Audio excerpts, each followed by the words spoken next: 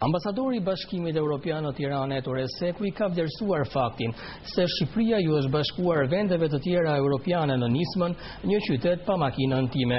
Sekui ka përcjell mesazhin se duhen gjendur mënyra të ndryshme të lëvizjes në qytet me qëllim shmangjen e trafikut, duke filluar nga përdorimi më i shpesh i transportit alternativ. Nismës janë bashkuar dhe studentë të Universitetit Evropian të Tiranës. Studentët e Universitetit Evropian të Tiranës kanë qenë të parët që janë bashkuar aktivitetit përmbyllës së zhvilluar në kuadër të javës europiane të lëvizshmërisë, që njihet dhe si dita në qytet pa makinën time.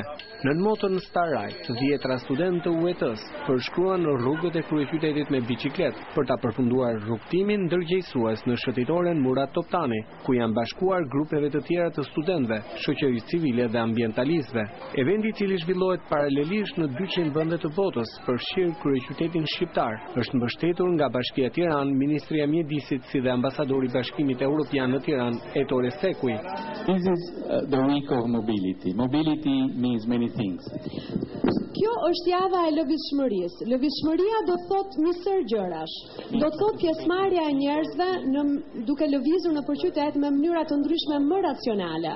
Do të thotë që të gjejmë mënyra të ndryshme për të lëvizur nëpër qytet, që do të thotë që ne të shmangim trafikun, do të thotë që ne po ashtu të shmangim edhe ndotjen e ambientit. Sipas organizatorëve, nisma synon të ndikojë tek qytetarët në përdorimin sa më pak të mjeteve motorike që ndotin ambientin, duke ofruar si mjet alternativ përdorimin e biçikletave.